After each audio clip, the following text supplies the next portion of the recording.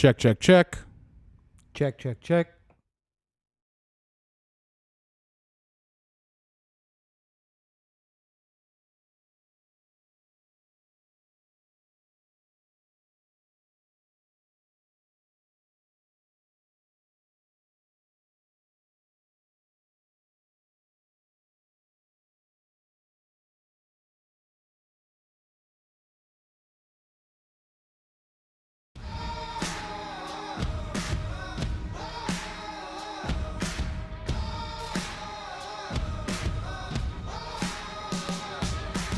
Hey everybody, it's Rob. We're just about to get started with this week's episode.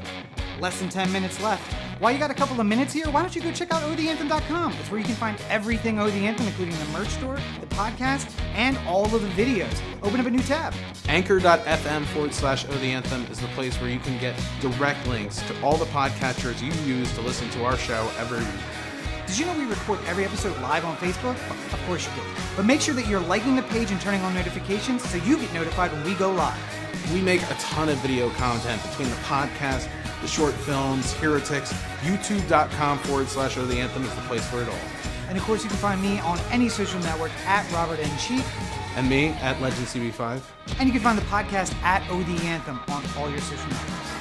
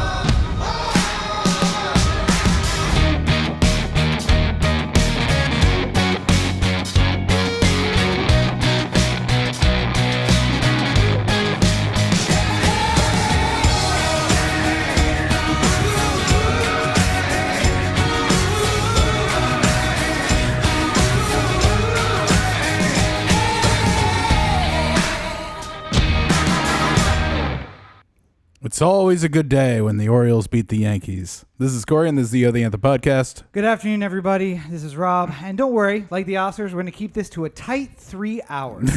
Welcome to episode Only the most important stuff. Welcome to episode 368 of the Anthem podcast, coming to you from the hashtag OTA LA studios, high above the 110 freeway in downtown Los Angeles, California. Thank you for joining us. Yeah, thank you for listening on your podcatcher of choice. The easiest way, anchor.fm/OTheAnthem. And I realized we started saying hashtag OTA LA Studios when we first moved here. I've aged myself because I started telling people now that we are reopening the office, people are talking about coming back. We've had meetings at the office. I tell people to get into the gate, you put in your code and hit pound. And I watched a girl put her code in and then fist bump the button.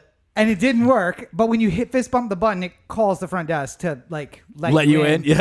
And so we let her in, and then she said, "My code didn't work." And I said, "What did you do?" And she told me, and I was like, "So what you want to do is hit your code and then hit hashtag, and that's like enter. It'll let you in." Yeah. She was like, "Pound." My mom used to say stuff like that, and then I was like, "Okay." So I'm old. It's official. Not that was the first warning sign. Right. What are you going to do? The world continues to spin without us, or I guess with us, but just, holding on to it barely. And what would it be if it weren't yet another week with yet another police shooting? And that's, of course, where we lead off this week. We stood at the precipice of victory last week with Derek Chauvin, whose name I almost just forgot, being found guilty, looking inquisitively at the court like, accountability? This doesn't seem right. Where's Y'all my got me. privilege? What? It's... I tried to get everybody that I could on Twitter and all around just be like, I mean... They shot a kid. They shot a kid yesterday, For 30 seconds before we move on, though, I think we should at least talk a little bit about it, because the trial ended the day that we launched dropped the podcast last week. It's not justice, because justice is it doesn't happen just once. It's justice accountability in this one instance, but we didn't have to have an 8-week trial because they were like, oh, we have a video and let's do this. Not that we didn't have to have an 8-week trial, because it's good that we have to have a trial, and that's America, and that's great. Justice is that after that 8-week trial with all the evidence presented, that everyone in the country isn't wondering what is going to come out as a verdict. Right. When we see all of that evidence, the state doesn't have to put on evidence about a reasonable police officer, because everyone would say, no, that's completely unreasonable. Yeah. Why would you even say that?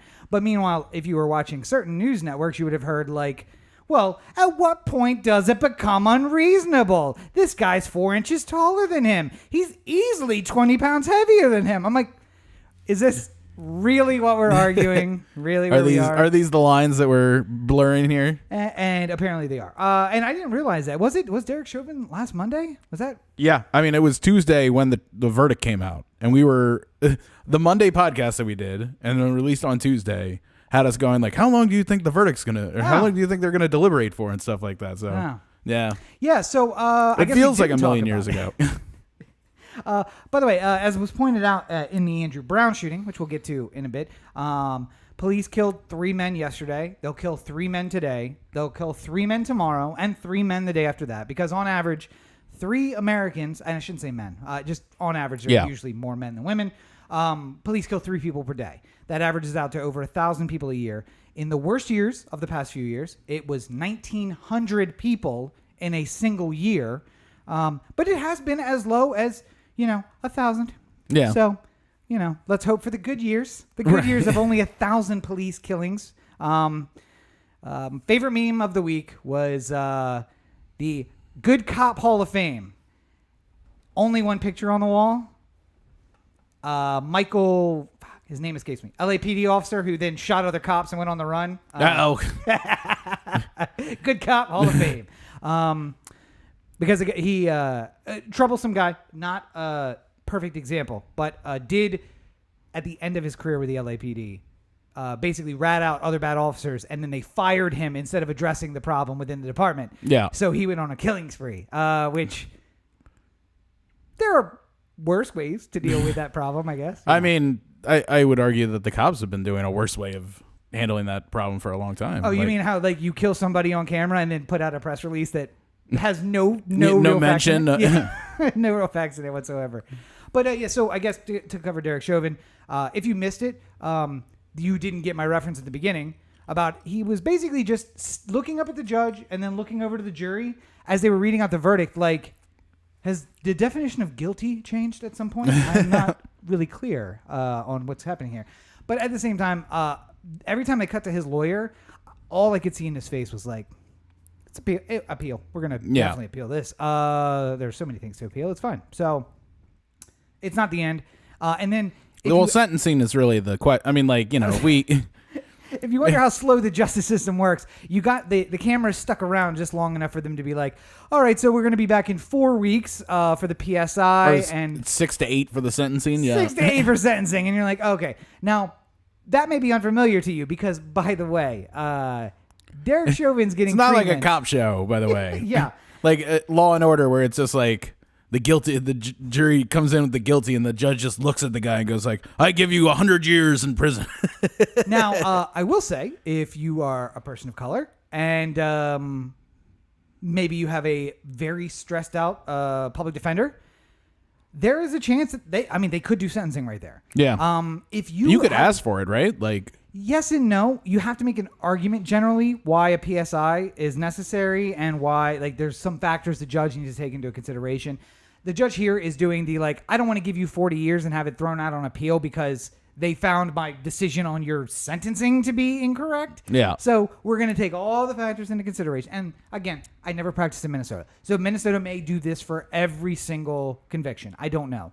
But I know that of the criminal cases I did, there was a PSI done on some of them. Usually it was like the 30, 40, 50-year-old white person who's like upstanding citizen their whole life. Yeah. Never did anything wrong. This is their first mistake. And then when we got to the PSI, it was like, so in his early 20s was involved in some questionable business practices, which led to the wrapping up of a business in the Bahamas. But we can ignore that. Okay. For a short period of time, he was involved in large-scale narcotics trafficking, but who wasn't in the 80s? It was the 80s. Yeah. And it's like, so essentially what you're telling me is he's escalated from non-violent crimes to eventually hitting someone while drunk in his car. Yeah. Okay, great. Well, let's get to Andrew Brown, because that's the new one. That's the story of this week. And I will say, Andrew Brown, not the person who was murdered by police during the reading of the Chauvin verdict.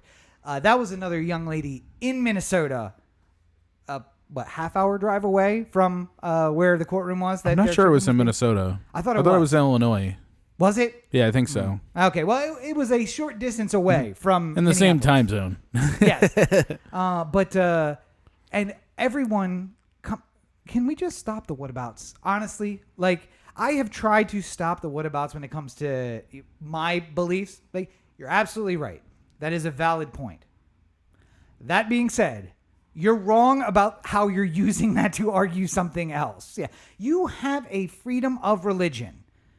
But that's dumb. You're arguing that you shouldn't get a vaccine because Jesus protects you. That's stupid. We're going to get to that too. Yeah. But I tried not to do the whatabouts. This girl lived in a foster home. There was apparently an assault. When the cops pulled up, she had a knife. The people are getting into an argument about she was defending herself or she was attacking this person. She didn't deserve to be shot on a sidewalk. How about that? Yeah. I love the movie Judge Dredd. It's a good movie. It's fiction. The idea that a single person can come up to a scene and say, I have now taken all the evidence. I'm going to get all the parameters and just... Everything's here. Make your arguments. Okay. Here is my decision. And I will also become the... judge and executioner. Because Judge Dredd also did the 40 credit penalty, and he could like take credits out of your account or whatever. Yeah. Like, so it wasn't always killing you. Sometimes it was like taking your hand off if you stole something. Yeah. But it was always just like carrying out the sentence as well. This cop rolls up on scene, and 15 seconds later is like, I have all the facts here, and I am going to adjudge you guilty of whatever I think, and I'm also going to shoot you on scene. Yeah. I mean, I think at the end of this whole thing, we're going to have a serious talk about, like... War crimes? How would you approach your son or daughter if they were in this situation? Like, because, like, I think that there are different... in everyone's mind, there's different levels of how we would treat somebody in a crisis situation. And I feel like there's not as much... At the bottom line, there's just not an empathy that's going on here. Yeah. As to like other ways that the situation could be handled. Because the one that always gets me, and like I get the old line used to be, like, oh, the cops got a tough job and you don't understand how difficult it is. And I can understand that to a degree, but you've kind of lost the argument there with all the horrible decisions that have been made. But I just, it seems like none of this comes from a place of empathy, but rather the warrior training that a lot of police officers do sort of like takes out the think like a person. Yeah. Like it kind of drills you down to the basic tactical elements of any kind of situation that you would approach. And that's just not working for what we need nowadays. Like, it doesn't work in Baghdad, by the way. It doesn't work in Baghdad. It makes us look bad when people are doing that in Iraq, let alone if you're doing it in Illinois or Minnesota or Maryland. Like, we shouldn't have that mindset. Yeah. And so Andrew Brown, well, let's finally get to that. Gentleman who was chased by police across state lines in North Carolina and then shot by a combination of the police from whatever state he was chased from and North Carolina. And the police gave a statement about what the chase was and who he was. And then they said, we're going to be fully open and honest with the public about this. We're going to release the video. We're going to let the family see the video. And they let the family see the video today. And apparently it was 20 seconds of edited video. And they have basically said, we're going to redact the video that's released to the public, meaning we're going to blur out the faces of the officers. Yeah. There was some upset people and protesting, and this was responded to by officers coming out and once again covering up their badge numbers and their not wearing name tags. So nameless, badge numberless, faceless men in riot gear putting down a riot. And if that sounds like V for Vendetta, it basically is. Or I shouldn't say that. Any dystopian future police state. What's so amazing to me about this whole thing is that we have certain protections that we're allowed to ask our government for material facts because we as a taxpayer paid for it. Yes. So I could do a Freedom of Information Act request and get like the meetings of all the discussions that have been made about like, adding metro stations in LA here. I could pay the amount that it takes to file the Freedom of Information Act request, and I could just get all this shit. Mm-hmm. And, usually you don't want to do that unless you're like suing them or doing something like that. But it's amazing that we pay for the body cameras. We pay for the police. We can't get this information. There was the case out of New Mexico, Arizona, a couple years back. Daniel Schaefer, I think was his name. Yeah. And... the video, which was released after the trial was done, because Arizona had a shield law against releasing that sort of thing. The guy got off. The cop got off. And, even the material facts in the case that were getting out, like he had on his rifle butt or something like that, he shot Daniel Schaefer with, like, you're fucked on, like, etched into it. Into his AR-15. Yeah. Yes. Yeah. And like Punisher tattoos and all sorts of shit like that. And then when they finally released the video, it was horrifying. It was an execution. It was like straight up like it looked like the type of thing that would happen in a drug interaction. Like if a drug dealer was coming to take you out. Like again, there were videos out of Baghdad, Bagram prison that looked better than like. Oh, these guys just had to dance naked up on a post. This one, he said, crawl towards me. And as he started crawling towards him, he just shot him. And, his allegation was, well, he reached back to, his pants were falling down and he reached and grabbed his pants to keep them from falling down, and you shot him before anything else happened. So, okay, cool.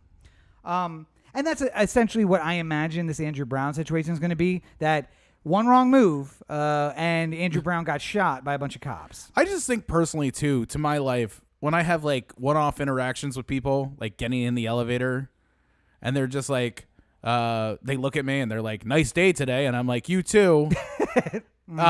Because I just didn't, like, for whatever reason, my brain was broken in that moment. Yep.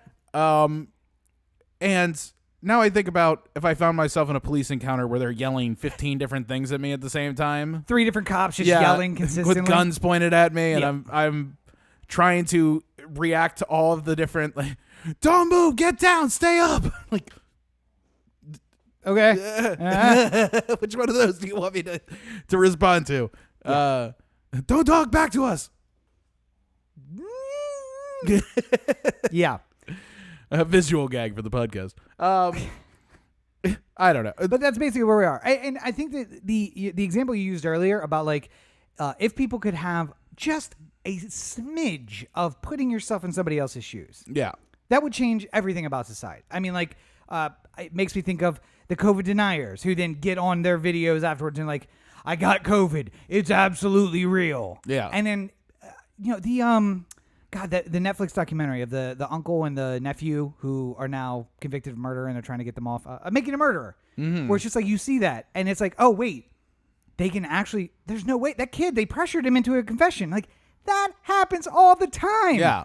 Like, and there's a lot of cases that don't have documentaries made about them where that sort of shit happens. Yeah. Catherine Zellner's thing now is using that case to be like, this is worse than the Stephen Avery case. I can tell you. There's no documentary about it, but it's worse than that case. So, I mean, more power to her to do that. But there's just something about people that, unless it happens to me, it's not important. And I can't put myself in those people's shoes. And I do not understand that. The biggest come to Jesus moment we could have as a country is to say, I just need to figure out how to put myself in the position of another person. And without experiencing this myself, be able to understand what they might have been feeling in that moment. Yeah. Wouldn't that be nice? But we are not there yet. So Andrew Brown is dead. His family is mourning. And it will probably take a trial before we find out if there is a trial, because this is North Carolina, not Minnesota. Yeah. It will have to find out what actually happened. And one of the big issues that's coming up now is the qualified immunity of the officers, because North Carolina is much more likely to flex the qualified immunity than Minnesota was. Minnesota's Officers' Bill of Rights is nothing compared to what you're going to find between the Mason-Dixon line and the southern border of the United States. Wonder why. Yeah, strange thing about this. So, and another thing I did like about the Brown family, for what it's worth, is that they were there talking about qualified immunity and the George Floyd Justice and Policing Act, and saying, like, listen, we can't bring Andrew back. We can get an accountability for him here, but we need to push the conversation forward. The only way we're going to do that is by getting this law passed. And much as would be expected, I saw some statements from congressmen, senators about it. I'm going to ask you the same thing I asked you earlier.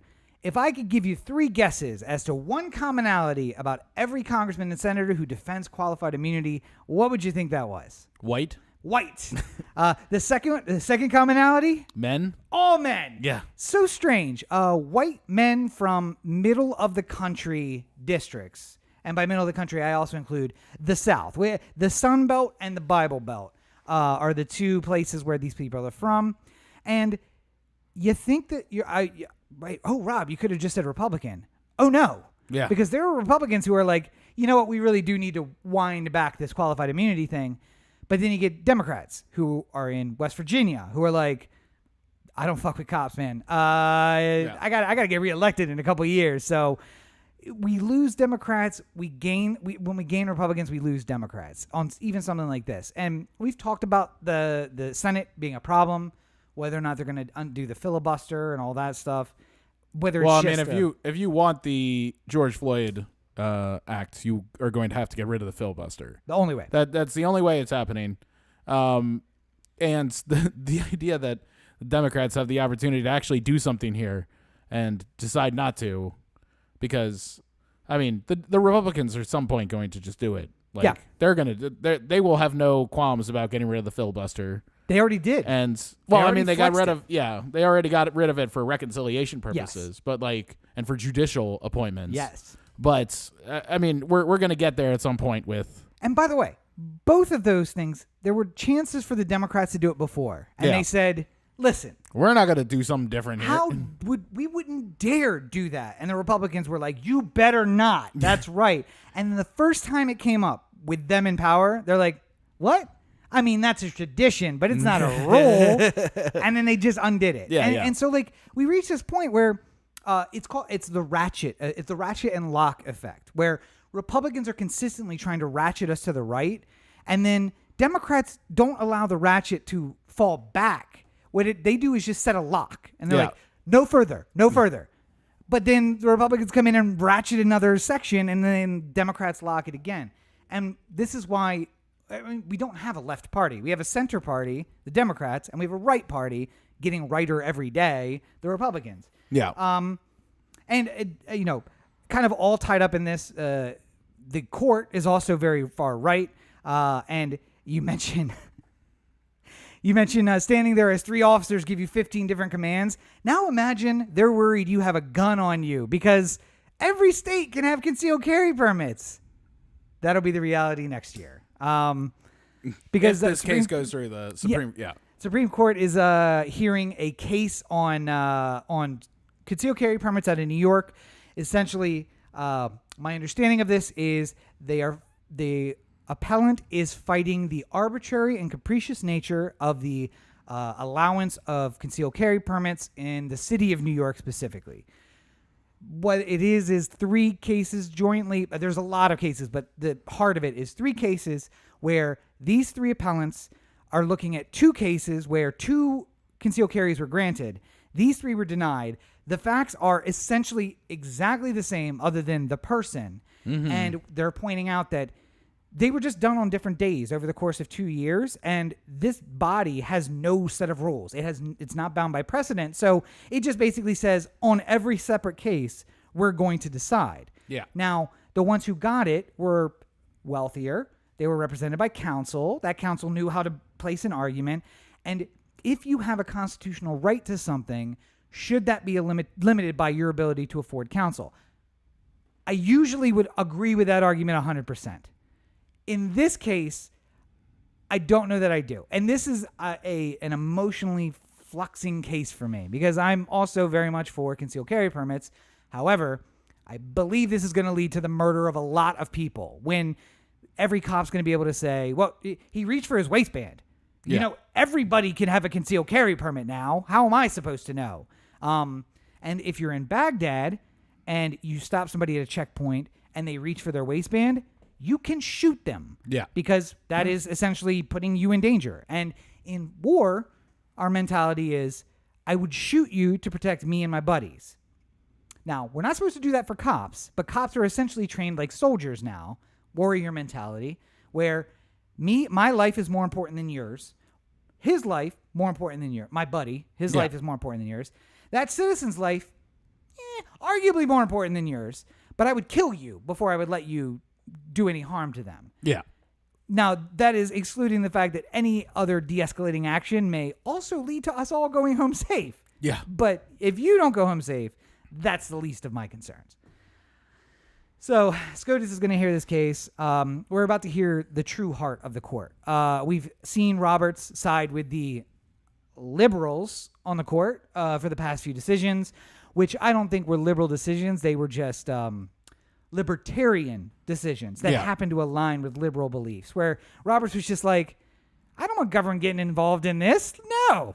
And in fact, some of the cases didn't come to the court because they didn't have enough votes to get it to the court because Roberts didn't agree with the conservatives.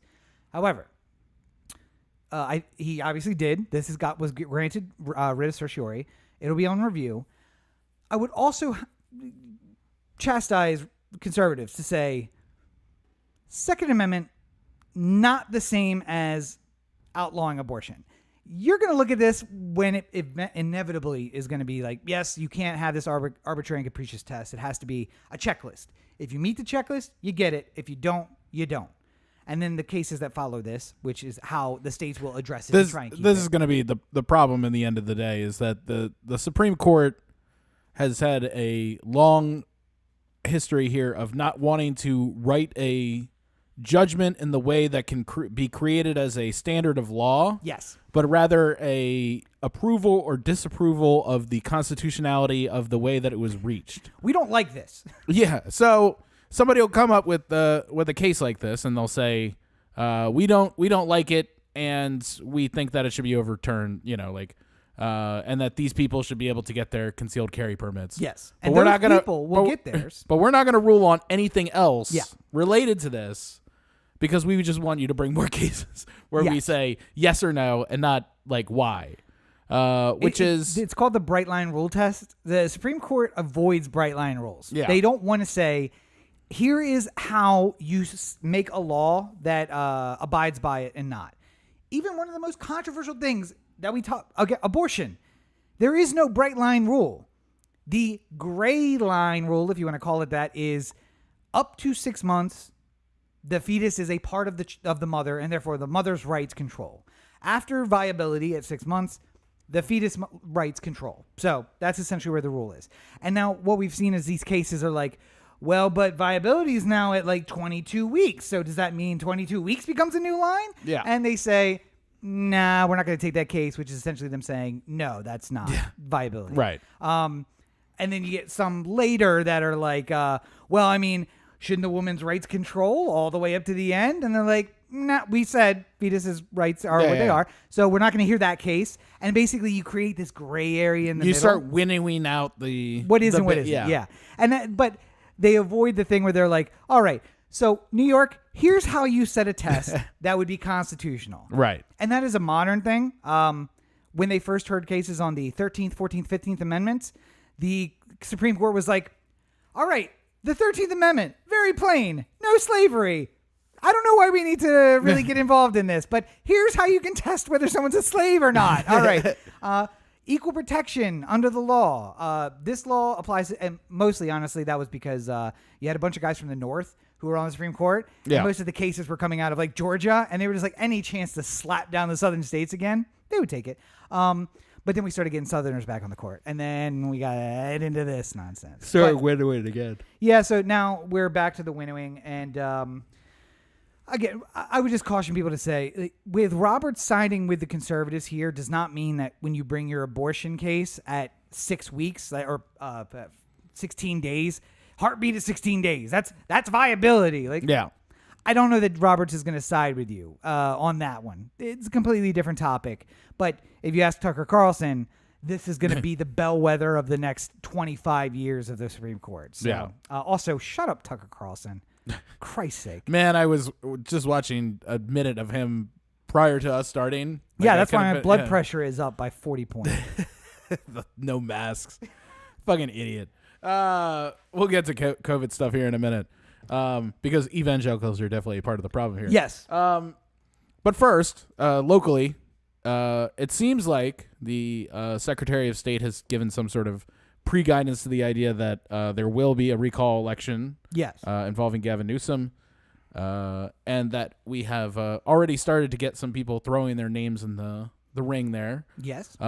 Most notably, to people outside of California, Caitlyn Jenner is running as a Republican.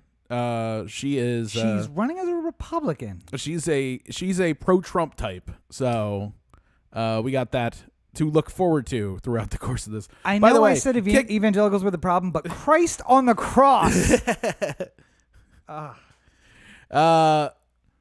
She started off with a bit of controversy too, talking about how Gavin's district attorneys are running amok throughout the state of California.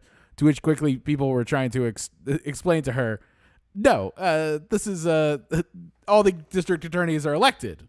Like Ted Lieu, the congressman, was just like, For example, there's a Republican in Orange County Yep. elected district attorney. So certainly not Gavin Newsom's district. And it's like not like he has any say over what they do. So she's already not showing the ability to understand how government works. Yes. So perhaps we should not pay too much attention. Well, so to you this, said but- there was a second person who people outside California might recognize? No, I mean, so the people I've heard so far, John Cox, who already ran against Gavin Newsom in the election that made him governor, who lost by 24 or 26 points or something like that at the time. I think he's in.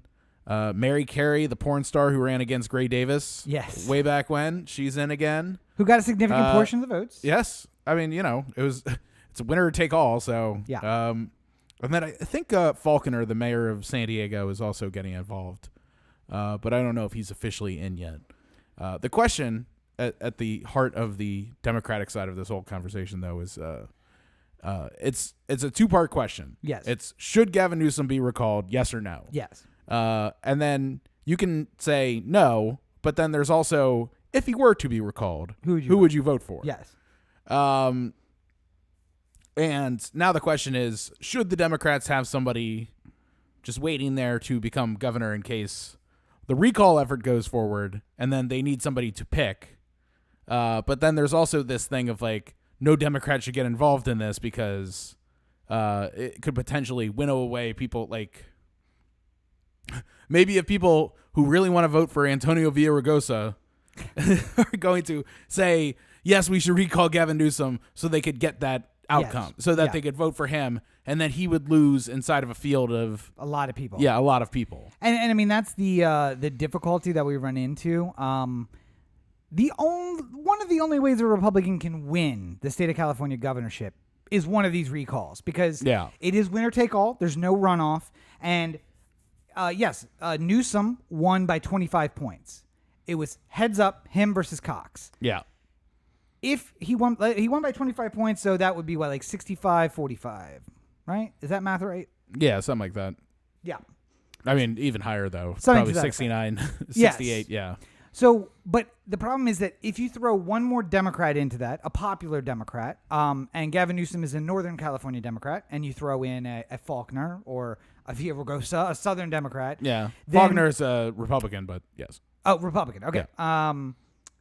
But I'm saying if it was like a three-way race and there was two Democrats and a Republican. There was a Biden, there was a Bernie, and there was a Trump. Yes. The Biden and the Bernie people might finish at less than a third, where the Republican could finish at a little more than a third and then win because even though there was way more Democratic votes in two of these candidates, doesn't matter. Yes. The one person who won is the one who moves on. And imagining that, both sides lose some to Caitlyn Jenner, some lose some to Mary Carey, but like they're not going to lose enough. Proportionally, if you took Gavin Newsom's vote, cut it in half, split it between two Democrats, John Cox wins because it's winner take all. There's no runoff. So this is how you get a Republican. And I've heard two arguments about this. Number one, Arnold Schwarzenegger won in a runoff, and he wasn't a bad governor. To which I say yes. He also wasn't a great governor. Yeah, he is a libertarian governor who's just like, I'm going to let California be great. And I'm going to do that by not doing anything and just letting it be great. And that's awesome. It also may have turned out tragically if something horrible had happened that needed to be addressed. Yeah. I don't know. We'll never know. But could California have had even greater growth during that period? Maybe and I mean, so. For all the republicanism that gets thrown around with Schwarzenegger, he was a pretty liberal Republican. Yeah. He stole votes from both Democrats and Republicans, which is why he won. I mean, at the time, he was probably the most liberal Republican in the country. And that's not saying, at that time, that wasn't saying a whole lot because there were some sort of quasi-liberal Republicans. Yeah. But there was nobody quite like Schwarzenegger. But then also I think Republicans said you need to have a little bit of that to win California. Yes. You can't. We're going to let him have that. But it's like the Hogan thing. Hogan isn't a hardline alt-right conservative. He's not. He's got to win Maryland. Corey. He's got to win some Democrats. Yeah. So, it's okay if he's a little bit fuzzy on the abortion issue. You know, he's got to win that state. But we know where his heart is. We know where his heart really is. If he has a chance to ban it, he'll do it. Yeah. So the other thing that came out of this is a response to Caitlyn Jenner's campaign, and that is, we can respect Caitlyn Jenner's pronouns. We can also not vote for her for governor. Yeah. We can do both of these things, and we should do both of these things. Like, the initial response, of course, of hatred coming out was a lot of, like, transphobic hatred. And that doesn't need to be there. Like, you know, personal choices, life choices aside. Yeah. Not going to make a very good governor. That's really what I would think. Listen, we dodged a bullet with Schwarzenegger. We didn't dodge that bullet with Trump. Now let's call it 50-50 on famous people becoming leaders. Let's just not throw that coin again. Why would we? Why would we do that again? I mean, I think the ultimate problem was that we had someone like Jesse Ventura, who was the first version of this, and it worked out well. Yes. Like, I mean, reasonably well. But he was ultra independent. He did everything he possibly could to not only stay out of both the parties, but sort of like poke each one of them occasionally. Just to he was a wrestler. He was a heel. He was just upsetting everybody. And by the way, he became a good governor because both parties hated him, and it turned everyone on him. The parties, they kind of made things work because they were just like, well, we can't even deal with Ventura. We got to figure it out. And then would come out with crazy shit, and the legislature would be like, well, we're not doing that. Let's come up with an agreement. And they were getting a lot of stuff done. Yeah. Whether that was his plan or not, I don't know. But it seems like a smart plan to be like, if everybody hates me, the enemy of my enemy is my friend. Now we're working together on stuff. Yeah. And none of the stuff he wanted got done because he's very libertarian. He wanted to roll back freaking everything that he could. But, you know, if you're looking at the benefit for the people of Minnesota, it worked out really well for them. Yeah. And it was a very, like, progressive for the United States, not really for Minnesota, but progressive for the United States time. People came together and they got a lot done. And he was very successful. But also, I would say, he was not a celebrity of real celebrity. No, and he was more tied into the political process before he was. I mean, he never ran for anything. He never won an office, but he was more politically outspoken at the time. I've never heard Caitlyn Jenner say anything political that I can think of. No. And everything that I'm just hearing about political statements after she decides to start her run, not great, makes me think that she doesn't really have a firm grasp of this thing. So I'm just inclined. My problem is not the trans part of it. And sadly, I understand why people make fun of her for being trans, because that's an easy target for a lot of people who are going to make fun of you are going to look for whatever the easiest target is.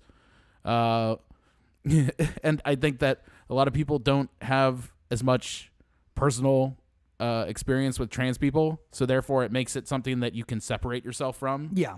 The other. We have the other with us. Well, I mean, like, you know, there was lots of like gay talk when nobody knew any gay people. Yep. When it was like a secret society of just people who lived in San Francisco. And then when you realize that they lived everywhere and that your best friend could possibly be gay or something like that. I've lived that life. Yeah, like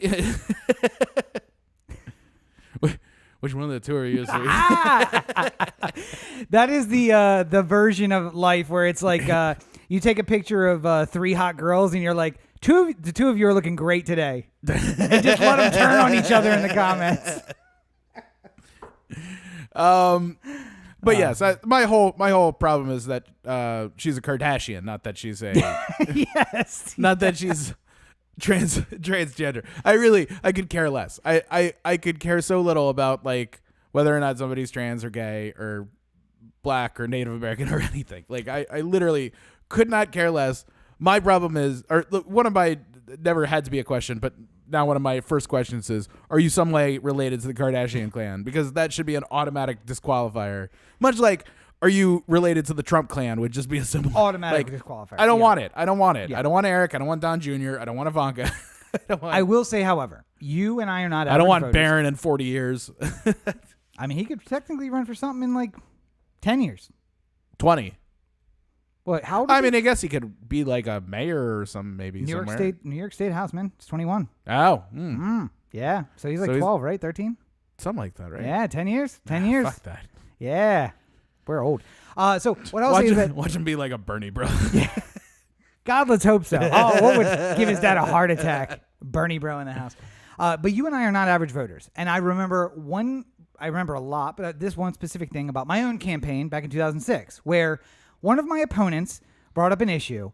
My response to it was, that's not controlled by the delegates. So it's not really something we should bring into a debate here. That's a federal issue. Not even federal money allotted to the state. Like the federal government takes care of that. Yeah. In the exit poll from that debate, my response was rated under a 10%, and his response was rated above a 70%. And I'm just like, so what you're saying is you wanted to hear my response to the thing I had no control over. Yeah, and it's just like it doesn't matter that it's not in their control. It's that like, so what you're saying is you don't have an answer. Like, no, bitch, I could have answered the fucking question, but we're not here for that. Right. Are we gonna have a political debate? Am I back in political science class, or are we talking about a job that both of us want? Yeah. And Ted Lieu can point out how that is not controlled by the governor at all, but there will be people who are like, well, I didn't hear anybody saying anything about it, did they? No. So how about that?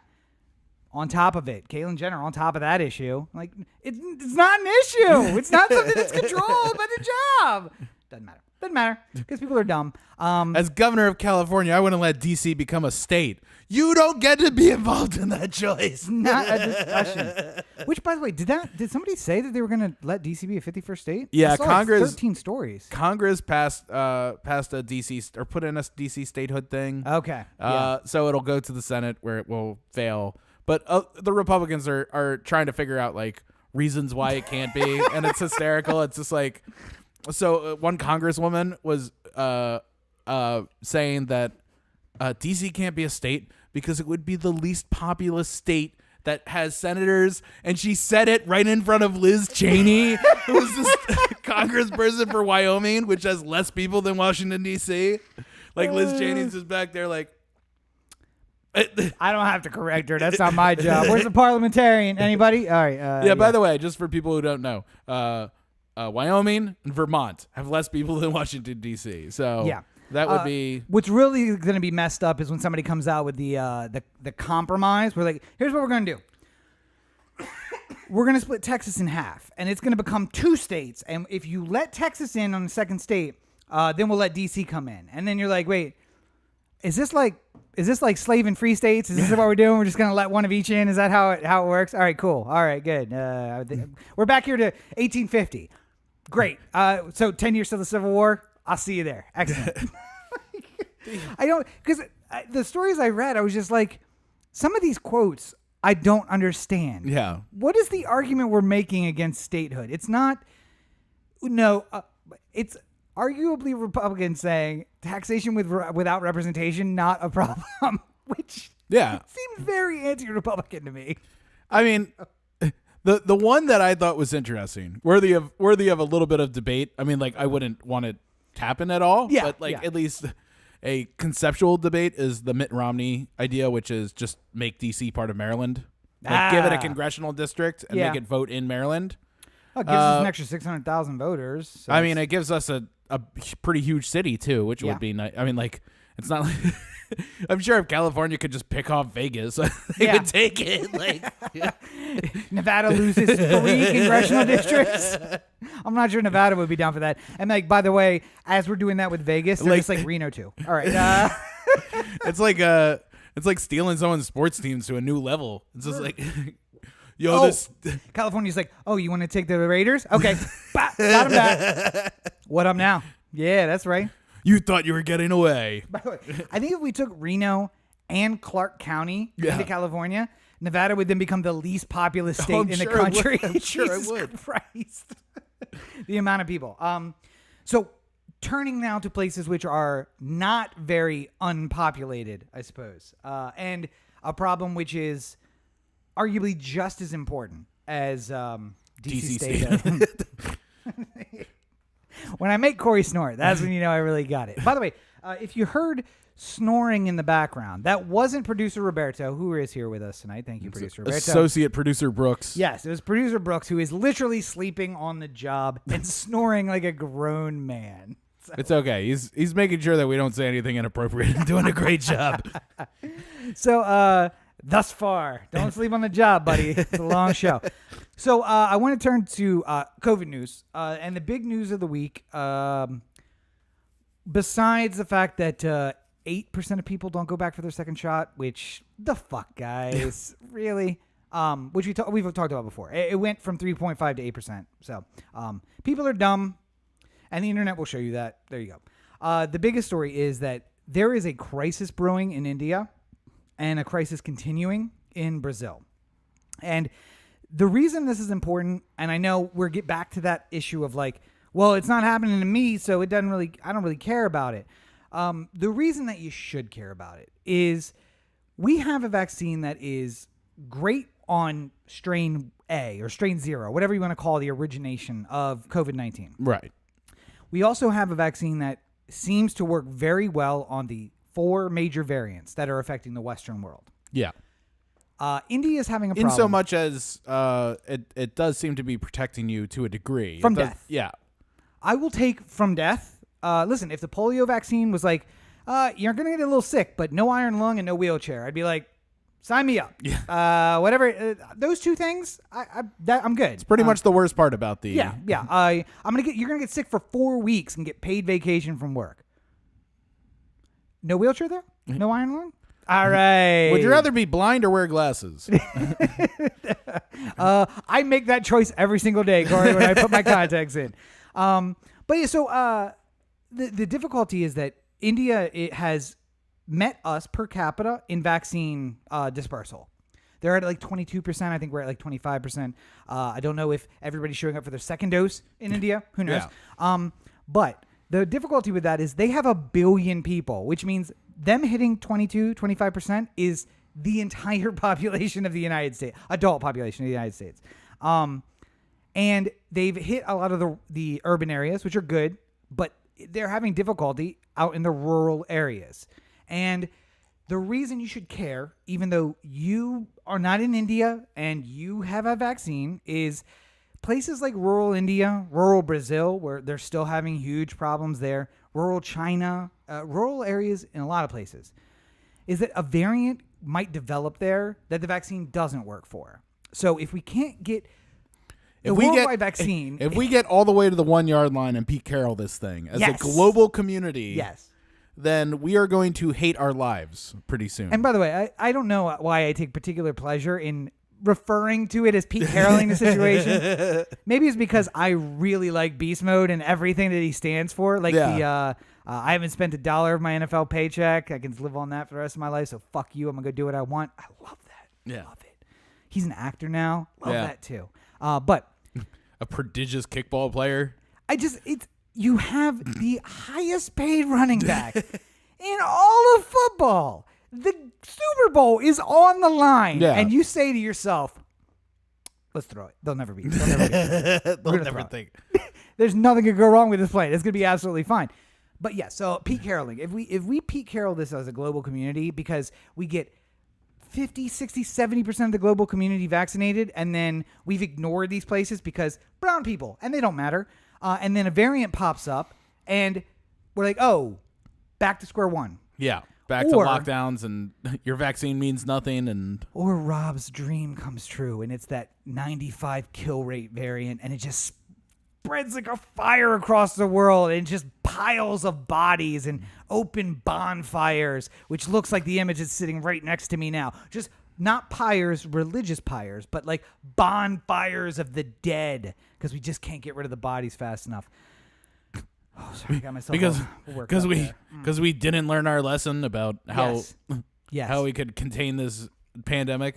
And if I get to watch one by one influencers' Instagram accounts going out like fireflies on a summer night as they die off from this variant. The comments of Rob isn't his. Brooks, where are you, man? You're supposed to keep me from saying shit like that. Again? Sleeping on the job. But no, there is a chance that this time to the side of the bed. Yeah, he hit. He went in when he heard me start.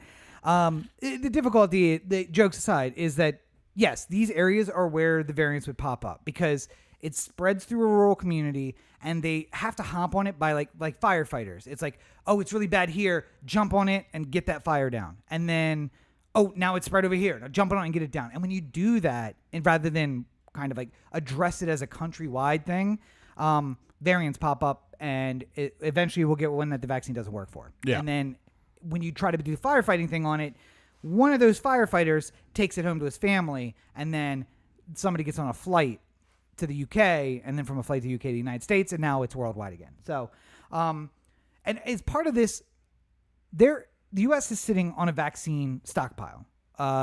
We have not approved the AstraZeneca vaccine to be used in the United States. Yeah. Or they approved it and then removed approval. I can't remember exactly, but I don't think it was ever approved. there was health concerns that popped up while it was going through approval, I think. Yeah. But we have millions of doses of a vaccine that will not be used in the United States. We don't need it to hit our vaccine goal. We didn't even need the Johnson & Johnson to hit the vaccine goal, even though they're pushing that back out now. And there are places in the world, like India, that are really looking and saying 50%, 40% efficacy, we'll take it. Because we can go back around and give everybody the Pfizer or the Moderna or whatever. But if we can get a tamping down on this thing, that's what we want right now. And as you can see from the infographic next to me, if Roberto will pop that up, India is in the midst of a crisis, and yet they are honoring their export agreements when it comes to the vaccine. And yet you'll notice the United States and the United Kingdom have exported exactly 0 doses of the vaccine. So the Western world has basically said that we're keeping this and fuck all of you. Meanwhile, just like a microcosm of this is the neighborhood where the rich guy doesn't do shit for anybody, but all of your poor friends will basically Venmo each other the same $15 to buy a sandwich just around. Everybody's got different paydays. So it's just like, yeah, I get paid on the 6th. On the 6th, I transfer the money to Corey. He gets paid on the 15th. So on the 15th, he passes it to Roberto, who gets paid on the 22nd. And by the 22nd, he sends that back to me. We're just passing the same $15 around for a sandwich. That's what the developing world is doing. They're just sharing as much as they can amongst each other, despite the fact that they're all fighting this thing and seemingly fighting a losing battle. And it's unfortunate.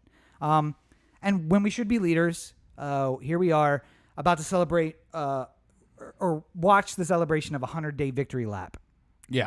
Which makes me feel a lot like that meme of the guy, the podium, and the guy who's in 4th place, like biting the medal and spraying the champagne on himself. Like, good job, I guess. Yeah. We did it.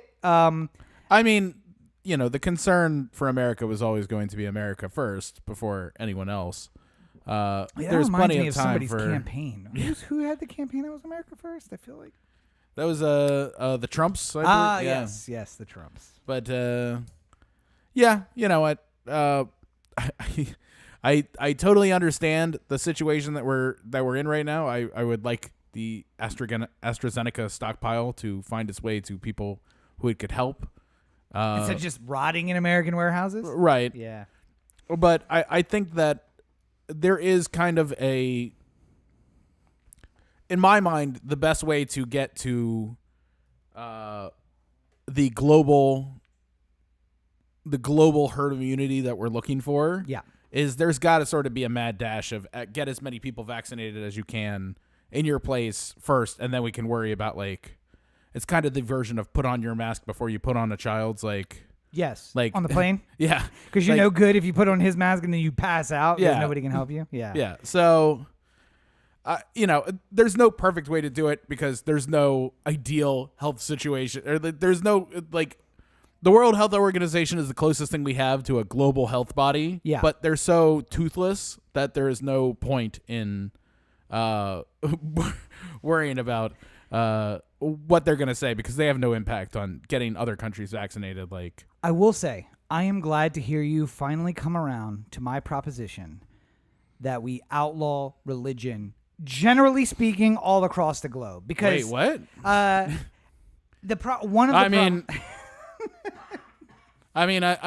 not saying no. I'm just okay. All right.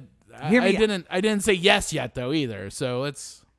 So one of the problems in India, which is also a problem in the United States, although the religion's different, obviously. Yeah. In rural India, you have a lot of very strong Hindu believers and some Sikh believers who are not doing the vaccine because they just believe that it's not.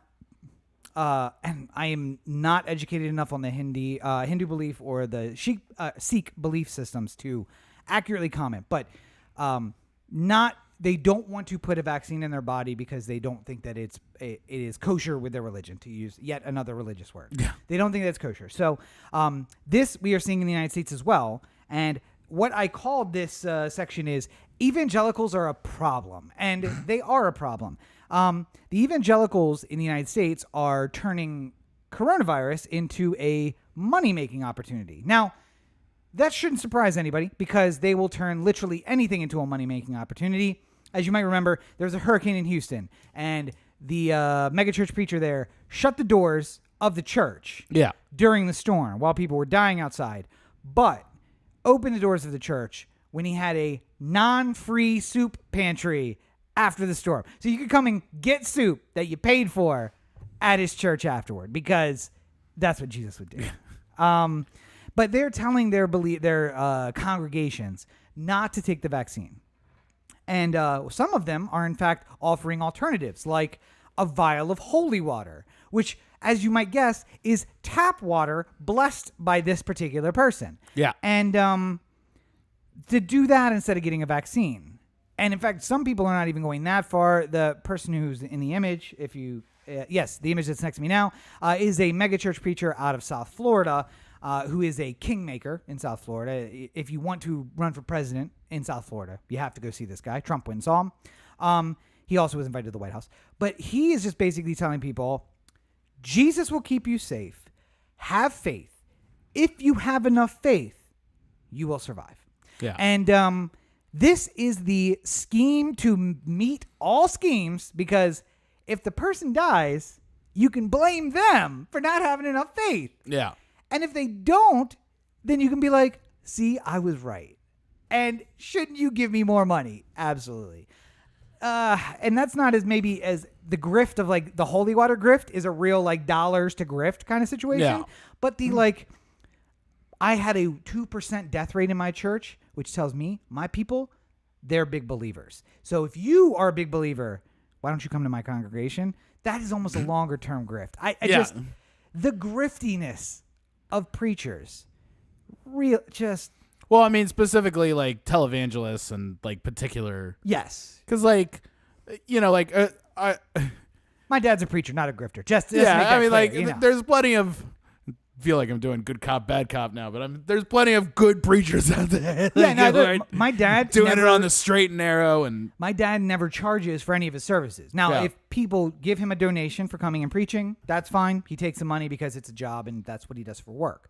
But he doesn't even charge for the holy water. I came in, I just did the thing, and it was just there. It didn't. Also, Protestants, I didn't have to put a coin in or nothing. Protestants aren't supposed to do holy water. That's another one of the things. Like, damn, not only I had a perfectly good joke there. Not only are you selling holy water, we don't believe in holy water. Like, maybe you could argue that it's Jordan River water, which is like, to Protestants, that's like the closest thing. Like, Jesus bathed in this water. Not the same water. It's a river, but he bathed in this water.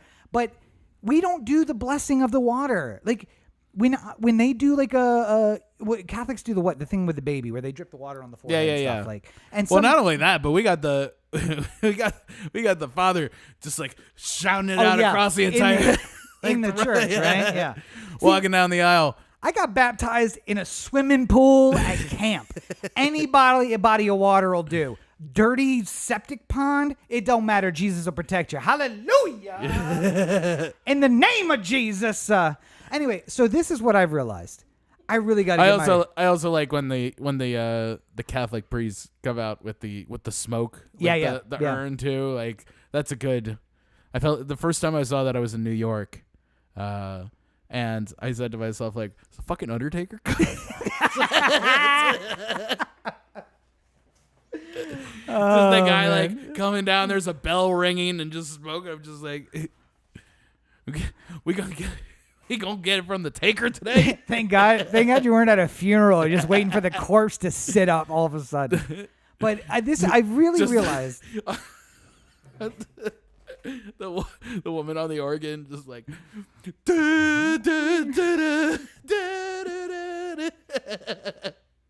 Wait, I'm just picturing you, sallow-faced, little pale, in a suit. I mean, that's basically Paul Bear, right? Like, I mean, we're getting pretty close here. All I need's the mustache. But no, That was quite a laugh from Rob. Yeah. No, that was the Paul Bear laugh. That was his like. He would do like this crazy high pitched laugh. He also talked like it was all up here, like I was just electrocuted. Yeah, basically, like he had died and come back, which I think was his backstory. By the way, this is completely off topic, but I just remembered it, and I need to tell you guys right now because I have a video that I'm going to show you later. But I think the general audience needs to know this as well. I was at a Fig at 7th earlier today, and there was a woman in a wheelchair who didn't look like she needed it looked like somebody who takes one of the carts at the grocery store. Yes. As opposed to a wheelchair that's like something she uses all the time. But they had a child on a leash as well. And the child on the leash was like a dog, like pulling the wheelchair like around Fig at 7th. And it's the most incredible thing I've ever seen. You have that on video? Yeah, I don't know why. I would like that because I would like to meme the shit out of that. Anyway, to the point, I have realized I need to get this religion thing. This ADHD church. just hit Yeah, me. I was going to say, I wasn't going to make fun of your ADHD, but that was an ADHD moment if we've ever had one. I need to get this religion church thing started because I have so many grifts just buried back here, just waiting to come out. Holy water? Fuck. That's amateur shit. I need you to step. Those are amateur numbers. I need you to get those numbers up if you want to play in these leagues. Well, you know, there was Biden was talking about there being a time where if you wanted a vaccine, you could get a vaccine, yes. and that there would be a point where demand no longer meets supply. And one of the places where that has happened already is Texas. Yeah. But it's not because not for the reason that he was planning. 100% of people are vaccinated, but because enough people are vaccinated, and the other people in Texas aren't going to do it. And God, this is just turning into a real fucking clusterfuck. So I am thinking that maybe these evangelicals are partially right. Maybe this is part of God's plan. Maybe he wants to kill off all of the dumb people. And as part of his plan, he has his preachers saying, don't get the vaccine, so those people get it, and then either are sterilized and or die. So, I mean, my God was about killing people all the time. That's the Old Testament. Yeah, like, you know, he any indiscretion, he would kill people. Well, he's a little more subtle now. It's not fire and brimstone. It's holy water in a bottle instead of a vaccine. Yeah. So, you know. By the way, if I sell you holy water in a bottle during a time when there's a vaccine, what are the odds somebody poisons themselves by injecting holy water into themselves? Are we going to get at least one case where somebody injects that holy water? I just wonder what the legal framework of the sale is. Like, what kind of protections are written in the fine print of the sale? No. It's not a sale, sir. It is it's a weed sale contribution in DC. to the It's a weed sale in DC. For a $50 contribution, we will send you this vial of holy water. So what you do with it at that point? These are unconnected things. You're donating. We're sending you a gift. These are not connected in any way. You are purchasing a sticker. And after you purchase that sticker, I am gifting you this much weed. Yeah. Now, we just so happen to have those things associated up here so you know how much weed we'll gift you with every single sticker. This drink for a stripper equals a dance that she chooses to give you because you bought her a drink. Always comes back to stripper. Okay, so speaking about men and women who will do anything for money, the Oscars were last night. And the major issue that I have coming out of this year's Oscars has nothing to do with the show, even though, I mean, it sucks. But it has to do with the fact that, once again, LA did what LA always does and just cleans out hundreds of people from the place where they call home so that people on camera don't see, or people at home don't see the LA homeless problem. It is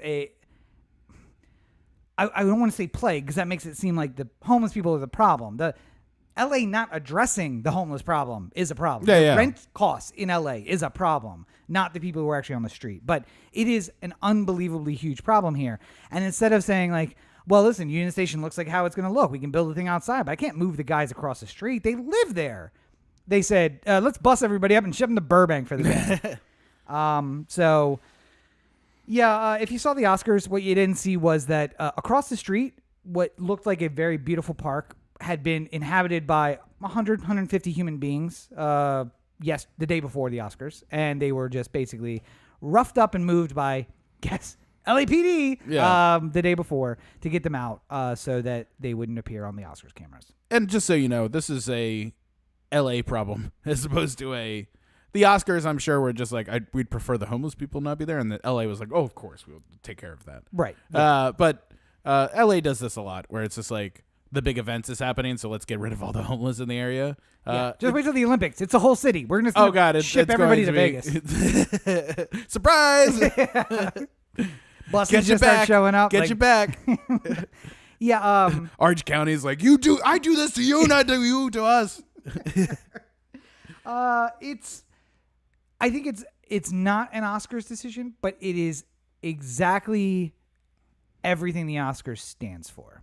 Because why don't we kick out all the homeless people before we give the movie to the Best Picture to Nomadland? It's the Oscars are essentially a mostly white business giving themselves a pat on the back and a 3-hour masturbatory session for the best of what they do. Now, there was more people of color and more, I don't want to say films of color, but themes of people of color in film. Yeah. Than more diversity in themes than there have been in many previous years. Moonlight won in a year where I believe it may have been the only story of people of color that was nominated. I can't remember what else was nominated that year. I mean, La La Land was the one that... The whitest fucking movie ever made, yes. Was the other one that was like deep in the consideration there. But. Well, that's because you remember that because La La Land won. Oh, wait, no. Moonlight won. Sorry. Yeah. Good job, guys. But I still say like it is a microcosm of the city as a whole. Like for the cost of what it took to put on these Oscars, which we got 1 year of reprieve from, just that 1 year of glorious Skype Oscars where everybody was. Oh, we didn't. Pajamas. We had the Oscars before COVID. Oh, was and this it? is the first one. Yeah, they just pushed it back. What award show was on Skype? This year's Golden Globes? Last year's Golden Globes. Yeah. No, Golden Globes was before the Oscars. Yeah, there was a couple. A lot of award shows since COVID started have sort of done this like the Emmys. I was Skype / like live element to it. Somebody's on stage live, but everybody's at home, and then they throw it to videos of people sitting in like home somewhere. Yeah, I want that instead of spending $400,000 on a production where we could have housed a lot of people. Yes, I know, but all I'm saying is if we spent $1,000 per homeless person in that area of Union Station, we could house all the people that we just moved out for the show. And by people being there, I guarantee you the $1 million gift bags were also a part of this fucking adventure we went through. Just everything about this is wrong. And yet it's an industry I choose to want to be a part of. And all I can say is I have written my Oscar speech. I will guarantee if I ever win one... Is it going to be like Andrew Day during the... It's going to be Frances McDormand 10 years ago. Not this year where she was just like, the work stands for itself. Yeah. I like work. Thank you. It's going to be, I'm a white cis het male. And if anything comes from this, I promise you it will be this. I am going to kick the door open so that people can tell their story rather than people like me telling your story. That's it. Yeah. So, I promise to give that speech, not some sort of like, oh, I thank God, even though I fucking talk about how I don't believe in God every time. And thanks to my mom and dad who both discouraged me highly from moving to LA. Like, there will be none of that. It'll be just like, thank you for all your encouragement. Fuck that shit. You told me to not quit my job and stay there. So watch from home and enjoy seeing me on TV. Maybe thanks to you guys, but like in the end, it's just like we're becoming a part of something, and I really want to do what Kurt Cobain said and become a part of the machine and rot it from the inside. And that probably means I will never work again after I get the Oscar. But it worked out fine for Frances McDormand, so we'll see. I mean, she's one away from Audrey Hepburn for most Oscars all time by an actor. So So maybe they should say something. Start nominating people like her. And you know what? Audrey Hepburn never showed up to a single Oscar like also, that was the she dinners. was invited 16 times, never showed up once, won 4 awards. So maybe there's something to be said about not giving a fuck about it. Well, I mean, she was also worried about getting groped by the head of MGM through all this. So also, Anthony Hopkins didn't show up to the Oscars, didn't do any like interviews, didn't do shit. Won Best Actor. Yeah. And you know, fucking Anthony Hopkins is 83 years old. He lives in Wales. Seems to be having a very happy life, being disassociated from everything related to Hollywood. I don't think he has to fucking schlep his way over to LA for the Oscars or even to London for like the BFI like secondary location, satellite location that they had. P.S. Oscars. You moved around the show for only the second time in history, which I thought was the first one, but Corey corrected me, was the second time. Best Picture was not the last. The only other time was when they gave an honorary Oscar at the end. Everyone knew who was going to win it. It was all planned out. You played yourself. Too. You played yourself when you moved everything around, not knowing who the winner was going to be. And by the way, you make all those big changes. You can't peek the envelope just to see if maybe we fucked around. At least, if anything, it gives you the security in knowing that they literally don't know what's going to happen. Like, until that envelope opens, they don't know shit. So my question to you is: the people who win, who were remote, is there a guy standing there with a fucking Oscar, and then they're like, not Borat, and he walks away from him, and you're just like, oh. And then he walks back up, and they're like, I was thinking about that. Sacha Baron Cohen. When like Florian Zellner won it for writing the father. Yeah, he's like in Paris, just like standing in front of like the Eiffel Tower or something like that. A green screen outside of a really dirty hotel. And then all of a sudden, someone just hands him an Oscar, and he's holding it. Yeah. So like the guy was like standing off camera with the Oscar. So like, was there, if he didn't win, would the guy just be like, bye? Yes. Like float away? I hope so. I love Sacha. Florian Zellner's like, can I just look at it? I love Sacha Baron Cohen, and I feel like if there was a guy there for 4 awards that he won none of, he's like, I'm gonna get that fucking statue. We're about to get the best Sacha Baron Cohen. They'd have to have a fake one there, right? They have to. They have, because like, what if he won? Like, yes. Like, they'd have to have some guy with or there's a box, and then when they announce the name, they rip off the box at the same time. Empty box, and you're like, oh, sorry. PwC put this one together too. But yeah, as far as the actual show goes, there's a lot of people complaining about the lack of clips. I didn't like that. I thought that there should be more clips. Well, if for no other reason than like, you didn't see The Father. No. If you would have seen a clip of Anthony Hopkins in The Father, I think you might have walked away from it saying, I want to see that movie. That looks interesting. He looks really like he's doing a really great performance in this. I'd like to see it. When it's just sort of like, Laura Dern going like, your performance really spoke to me in a way that performances haven't in a long time. Like, you don't know Daniel Kaluuya. Like, why are you like going on? Like, again, if me and Roberto were nominated for an Oscar and you came out and you were just like, I'm here to present who is going to win the best nap of the day in Hollywood between Roberto and Corey, the only Oscar that's ever going to be qualified, you would be able to speak about who we are, and you would know like the number of times apparently that the camera pointed at somebody who was not the nominee. To some other person who's sitting at the table. And I did say, like, Regina King, I think, went and sat at a table with somebody who she had then talked about during her speech. Yeah. I fully believe she knows that person, and she probably meant everything she said. The other 4 nominees, she was reading a script about a person.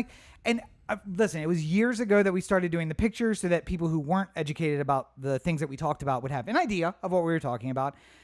Should we change and just start describing an image that would be here if... is that better if we just describe I saw an infographic, and on that infographic there were 7 countries, and on those 7 countries, 2 of them had 0, 1 had 55, 1 had 63. No, just show me a fucking clip of the thing, and I will have my own emotional reaction to it. I will say this: I think that it didn't do anything for an audience who wanted to look in. I don't think the Oscars was great for like Middle America this year, right? Also, Avengers wasn't nominated for anything. So. Well, and I mean, Regina King also said, like, made some sort of remark about political statements up front. Yeah. And then I feel like every single thing was a political statement from that point on, at least from the eyes of somebody who's like, Middle like America. in Topeka watching the Oscars, Yeah. what's going to win this year? Like, and I think there's more of like it makes you look like more of a regular American if you say you hate the Oscars, like, then. Yes, regular America. Join my I'm religion. I am just like you. But I think that there was probably a part of being at the Oscars last night, which would have been way better than usual. Because, like, Yeah, think super about spreader event. You could get COVID. Well, no, I mean, hopefully that doesn't happen. We'll find out. I hope that it doesn't, because they also were setting it up earlier, going like, we're handling this just like we do on set. So when the camera's on, the masks are off. When the camera's off, the masks are on. Yeah. We're spreading people out. We're treating this just like we would sets, which is what we've been doing safely. And so if everyone fucking gets sick, then it's not gonna look good for like how we're doing it on set. As she's saying that, and they pan the audience, not a fucking mask in sight, except Frances McDormand with her mask on. I'm like, yes, girl, yeah. She's my spirit animal, by the way. 100% my spirit animal. But what I imagine was nice about the Oscars last night, if you were invited, which for some reason I wasn't. I mean, it's right down the street, and I wasn't invited. Perhaps my invitation got lost in the mail. I don't know. Could be a podcast where your co-host talks about how much the show sucks. Yo, fuck that Corey guy. They kind of circle people in and out based off of like what categories were about to get called and stuff like that. And a lot of the people were hanging out outside and like in the train waiting area. Yeah. Because Union Station is a train station. So like not everyone who was there was sitting at the tables the whole show. There were people outside for periods of time.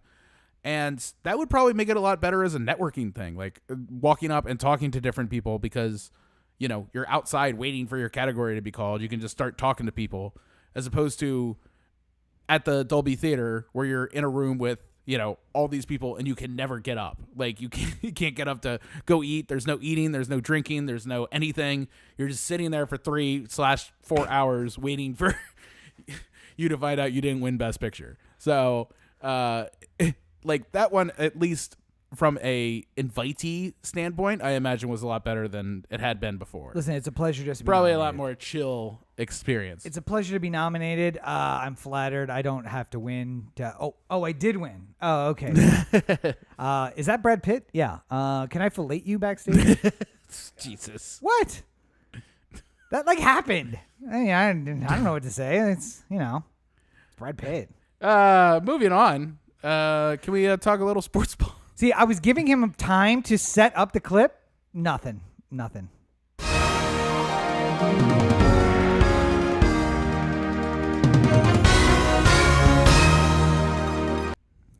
If you too are looking for a producer who shows up just before the show is there, does no actual producing, doesn't realize when you're trying to give him time to set up a clip, let us know. I got somebody who can help.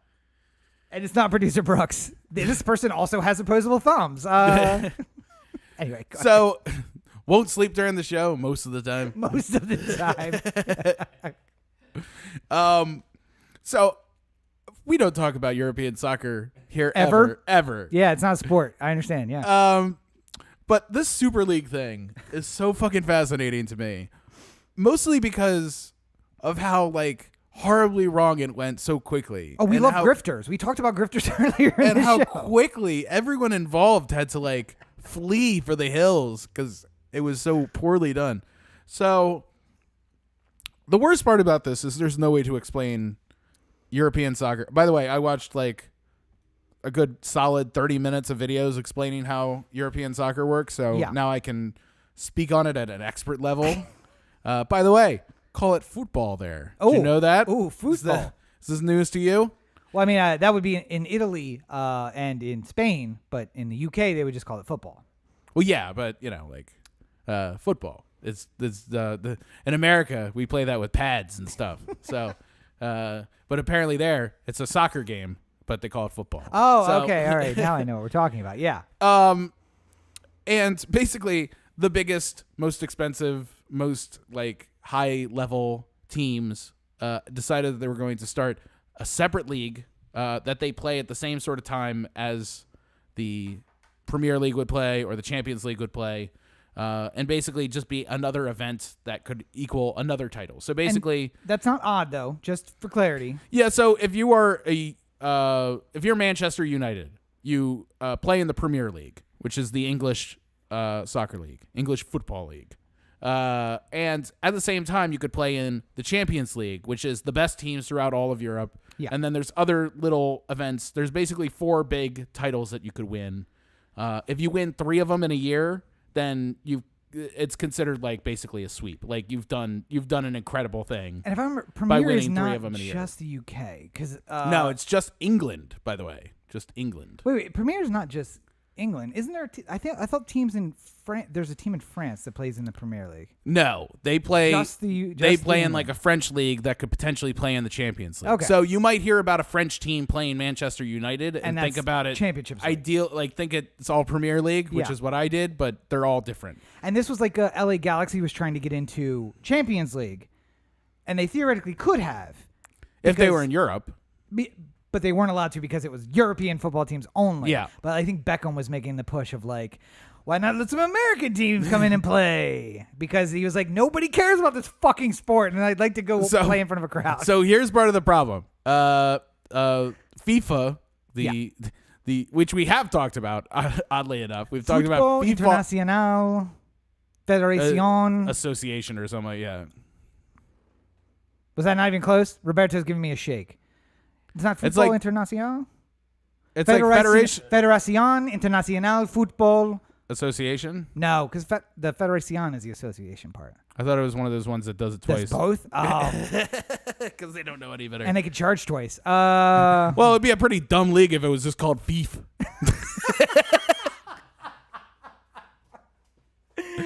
I mean, FIFA's got some kick to it. You know, I you wonder can't if turn it away. all those middle American people who play FIFA soccer know that it stands for Federación Internacional Fútbol, and they're like, the fuck is this? But yeah, basically, there's no way to explain this in American context. But the one that made sense to me and Rob is Maryland for a long time played in the ACC, and then all of a sudden, for money purposes, decided that they were going to play in the Big Ten. Only for money. Only for money, for no other reason.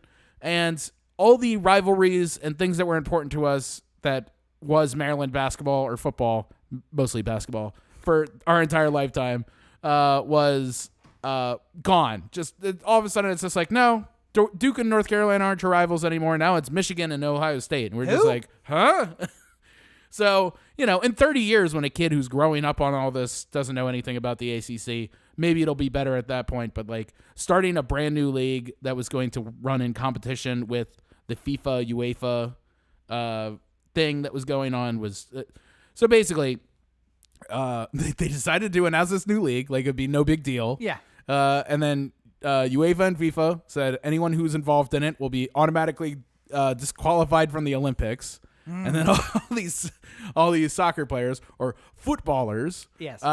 were like, this isn't what we signed up for. And then everyone backed out one after another until now there's no teams left in it and the Super League is dead. By the way, more than that, because they were like, I don't know about this thing because we're going to be banned from the Olympics. And then Super League, in their like second day of planning, not even existence, was like, also, we're going to have a salary cap. And essentially, we're going to help control wages across all the leagues because, you know, you can only play for the teams in Super League if you play under this contract. So you could go play for Chelsea and only play Premier League, and maybe you'll make a lot more money.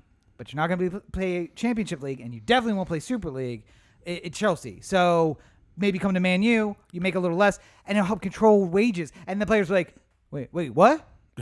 What? No, that's not what we want. And essentially, like, you lost the fans, right? You lost FIFA, and then you lost the fans, and then you lost the players, and then the owners were like, I don't understand why people don't want us to make money. What is wrong with them? This is a sport about making money. What are you guys? And literally, the only thing this was for was a money-making scheme by the owners. And that's the craziest part. It's not even like there seemed to be nothing in it for anybody except for the richest owners. Yeah. And like, you know, again, it's really hard to put it into American context, but like it's good for Major League Baseball when the Yankees and the Dodgers are in the playoffs. Yeah. Right? Like financially it's good for them. But they can't just say that they make it every year because they have to earn it. They have to actually make the postseason to make that happen. But this is almost like they work so hard every year they should just make it on their laurels. Like they should just be allowed to be in competition regardless of whether or not they are successful. But Super League would have had its own playoffs. That's the thing. So it's like NFL, if the NFL had 2 seasons running at the same time. And there's a league that is just the Packers, the Cowboys, I don't know what the richest teams are, Patriots. Yeah. And then they're like, listen, Patriots are also good in the NFL most years. Cowboys are good some years. Packers are good some years. But we want to make sure that if you want to see the Packers in a playoff position, you could also watch this other league that plays every other Sunday. Yeah. And in that league, there's only 12 teams, or there's 6 teams plus 6 invitees. So you're going to see them in competition no matter what. Packers always make it. So you don't have to. And funny thing, Jaguars, they've been invited a lot of years. I don't know why. But it turns into the Harlem Globetrotters, where you're just like, we want teams we can beat up on so that our favorites end up in the playoffs every year. Yeah. And that's essentially like, as you pointed out, Man U's worried that, we have to spend so much time and effort and money to make sure that we're competitive every year. If we had a league where we would almost be defaulted into the playoffs every year, that would be great. Yeah. So no matter what, we are a championship team or in running for the championship, even if we're not Premier League or Champions League. But it's funny because it literally came out the day before we podcasted. I didn't know enough about it to talk about it. I heard of it, but I didn't know anything. It was football, so I didn't care about it. Yeah. And then literally by now it's just done. It's dead. Like it's like, hey, we got a new professional football league and it's gone. So, but speaking about the good football, the NFL draft is coming up. Real football? Yeah. Football norteamericano, as you might call it. I like to just call it football international, the real football of the international community. I think that's soccer. I'm pretty sure football internacional is soccer. Roberto is his head is going to fall off from shaking so vigorously. The NFL draft this Thursday, the Ravens made a trade to get a second first-round pick, shipping off Orlando Brown to Kansas City. Yes. Which is fine because we weren't under any circumstances going to be able to re-sign him. And it's better to get that first-round pick, and the extra picks that we got from doing it makes good, shrewd sense. What doesn't make good, shrewd sense is trading Lamar Jackson. I was going to say, now imagine what we'd get for Lamar if we traded him. There was this stupid article written by Bucky Brooks on NFL.com that somehow, just because it's ridiculous. That's why. You say stupid. So often, that was the most clicked on article all week. Every so often, somebody will write an article that's just designed to get people to talk about it and get attention and get people arguing and getting the blood boiling and stuff like that. Yes. You could have done the same exact thing with Tom Brady and the Patriots going like, listen, this run ain't going to run forever. You might as well get value for Tom Brady by trading him right now. He's on a cheap deal. Like, you could just get another quarterback and just replace Tom Brady with that guy. It turns out didn't work out so well. It doesn't work like that. In the column, he brings up the examples of Joe Flacco, who never won the MVP, like Lamar Jackson has already in his career. Yes. And Jared Goff, who is hot garbage. And and both these quarterbacks went to the Super Bowl. Joe Flacco won the Super Bowl. Yes. And the reason why Joe Flacco got that contract was because we already had a Super Bowl winning quarterback that we just let go because we were just like, no, Dilfer isn't that good. Yeah. We can replace him with anybody. And then we couldn't. We spent 10 years trying to replace him with anybody. Joe Flacco, I love Joe Flacco. I will not speak an unkind word of Joe Flacco on this show. Historically, that's not true. But at this point, I won't. Now that he's no longer with us. I don't speak ill of the dead. I'm sorry. Listen, he's going to get that Philly starting quarterback job. Just you watch. The thing that bothers me is that, like, Lamar is one of 5 quarterbacks in this entire league that you just have to re-sign him and just be done with it. It's going to cost a lot of money, Patrick Mahomes costs a lot of money. You're not going to replace either of these two people. You're not going to replace Lamar Jackson. You're not going to replace Patrick Mahomes. It's stupid to think that you're going to draft Justin Fields and he's going to be the new quarterback of the Ravens, because it's just foolishness. Whose jersey did you get? The Cardinals jersey that was the number 1 draft pick. Leinart. That's right. Yeah. How'd he work out? Not well, but I'm saying that this is a bust. Like, there's 55. I just heard this earlier today. 55 quarterbacks taken in the first round since 1998, right?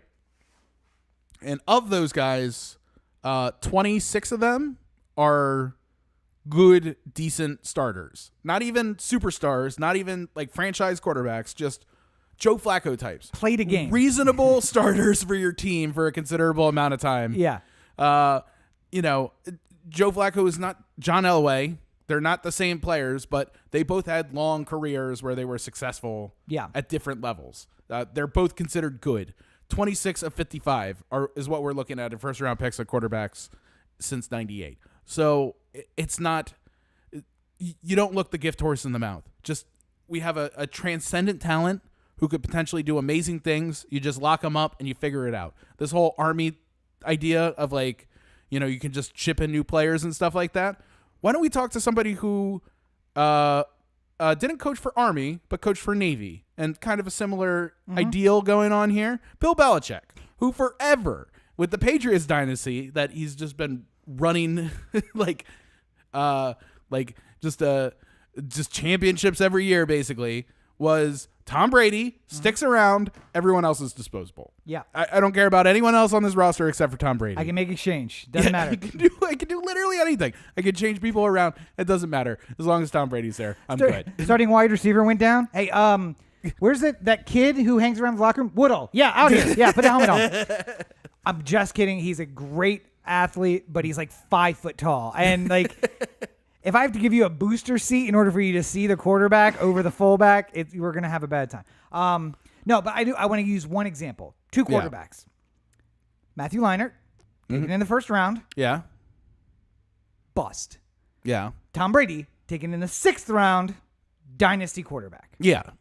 So, I'm just saying that, like, you may find a diamond in the rough. It may be the first round or not. But when you find him, you should stick with him. Yeah. It's the only thing you can't replace. Like, if you happen to be the 49ers and you have Joe Montana and then you draft Steve Young. Yeah. And then eventually Joe Montana leaves and Steve Young becomes the starter, that's fine. If you're the Packers and you have Brett Favre and you draft Aaron Rodgers and Aaron Rodgers sits for 3 years and then eventually starts. Steve Young sat for 2 years behind Joe Montana. Who am I to complain about who you choose as your backup quarterback and how long it takes? Like, if the Ravens draft a quarterback this year, I'm not freaking the fuck out. They're gonna need a backup at some point in this. Like, you can't just hope that Lamar is healthy all the time. Like, also, if you draft, he might have to go to the bathroom or something like that. You got to get somebody in case that happens. Worst case scenario, you draft another Lamar and then you trade away your non-franchise quarterback, your starter who was here first, for 9 draft picks in 2 years when that guy looks like he could be fantastic and crazy. But yeah, I think that the Packers example and the 49ers example are fantastic for that, because essentially Steve Young sat behind Joe Montana and Rodgers sat behind Favre, and they reached the end of their contracts, and then basically Favre said, "I'm done, I'm going home," and then said, "Wait, I'm not done, I want to come back." And nobody went. But but the example of both Montana and Favre was after more than a decade with the team. Yes. Yeah. They both had long career. Like, they had their second contract per se that Lamar hasn't gotten yet. So if you want to talk about in 10 years or 5 years when Lamar looks like he's coming up, he's got 3 more years on his deal and we're not going to sign him for another one. If you want to start drafting the quarterback of the future then and just have him sit, fine with it. I don't care. Well, and draft the backup quarterback right now. If he turns out great, then he could just be a great quarterback who's sitting behind Lamar. But in both the Favre and the Montana examples, there is a list of quarterbacks who were drafted while they were the quarterback. Yeah. Because That is the thinking. It's like we need a good backup quarterback. We're going to take a third rounder, and then they turned out to be starters somewhere else in the league where they traded a third round pick for a first round pick because you need a quarterback. I got a really good guy sitting my bench every week, so I'll make that trade for you. Great, but you stick with the franchise guy. Yeah. And by the way, Joe Montana, Brett Favre could not play in the NFL today, so neither one of them would be good. Also, a lot of these people who become franchise quarterbacks, like, we need to get Brock Osweiler, don't work out. So maybe let's just shut the fuck up. All right, Bucky Brooks? All right. I think we've done enough here today. Wait, was that a version of the... I think we've done something. No, that's not where we're at yet. Now, where we're at right now is OTheAnthem.com. Corey to OTheAnthem.com. OTheAnthem on Facebook, Twitter, Instagram, and the listener line 443-219-7595. What's that number again? 443-219-7595. Is there a reason? Producer Roberto just on top of it. On top of it. He's gonna just walk one of these days. To where? 12 feet to his room. You can find more of me on my website, CoreyBakerFilmmaker.com. What are you doing? You're falling off. Sorry, Brooks is having a situation. You can find more of me on my website, CoreyBakerFilmmaker.com, Facebook.com/CoreyBakerFilm, and at LegendsCB5 on Twitter, Instagram, and TikTok. I had a video that came out recently, and I have another one that's coming out about historic Broadway theaters in downtown Los Angeles. So keep an eye out for that. In the next 6 to 8 weeks. And if Roberto thinks I talk shit about him when he's sitting here, just wait till he walks and he's 12 feet away. Oh, my God.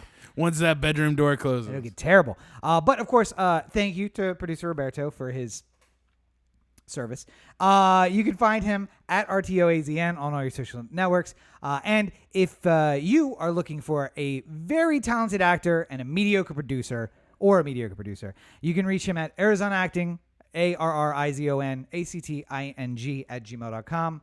He is available. He is nearly fully vaccinated. Fully vaccinated and ready to work. So hit him up. If you are a collaborator who wants to collaborate on a collaboration, make sure you hit him up. You can find me at Robert N. Cheek on all your social networks. Make sure you check out robertncheek.com. You can find more about all the projects that I'm working on, including the revamped books, which will at some point be available on Amazon. About Rose Books. Thank Sorry, you. I was drinking. Yeah.